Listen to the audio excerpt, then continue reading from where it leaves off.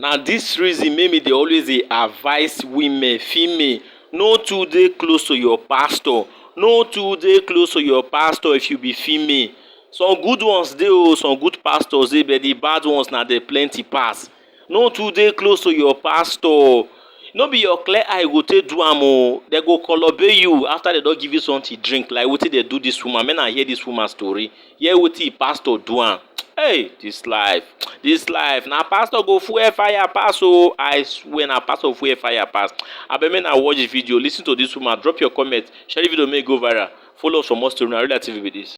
So at the point of my challenging times, I needed a Christian body where I can join to at least help my faith and help my spirit. And at first, I was at peace. So the first Sunday I went to the church, they called first timers and I came out. They prayed for us. And then when we're standing there, the pastor of the church was like, I want to see you after the service. I told him I want to confide in him, to tell him one of my deepest secrets.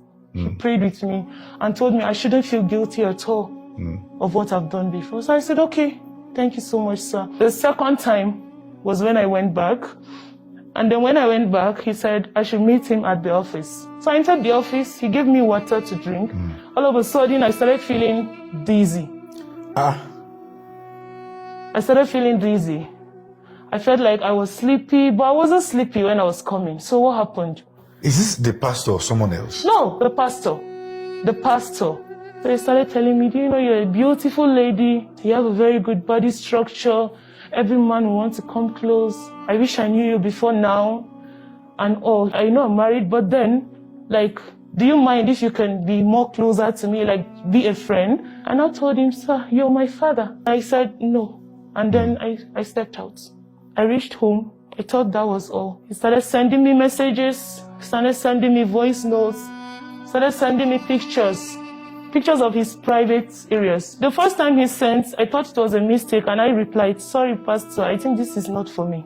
And he was like, yes, this is for you. I just want you to understand the feeling I have for you. That's not the pastor. That's a wolf in sheep's clothes. He kept sending messages, kept calling every day. When I pick, the first thing he draws my attention is, Jesus loves you. Or he can call and say, let me pray with you today. I was led. And then at the end of the call, that's when he will now talk about love. Fast forward, he told me to come. So I went to the office. When he came, he entered the office, and then the same thing he did. He just gave me the water bottle. But I noticed it was already open. The seal was opened already. You drank it again? But I drank it. I was thirsty. You drank it again? I drank it. You drank it again? Yes. I was thirsty. I don't know what came over. I was so thirsty. I had to drink. Then I was sitting on the chair. He sat on the table edge. Then he started touching me, making advances. And then he told me, no matter how I shout, nobody is going to hear me. He was stronger than me. I was vulnerable. He succeeded in raping me. And when I came back to my consciousness, I was just crying. I was so emotional. But I noticed he wasn't bothered. It was something like it was normal to him.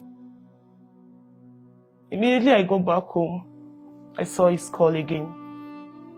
He said on Tuesday Bible study, I should come and see him in church. So I went to church. You went to church? Yes. Who preached? Him. And you were seated? I was seated. And he was seeing you? He was seeing me. And he preached? He preached. What was the topic that day? He was preaching on how some pastors fall, luring other ladies, and how the spiritual life of the lady are not really strong. So he was encouraging the youths to be sensitive and not to just take spirituality casual. He was encouraging the youths to be on fire for God.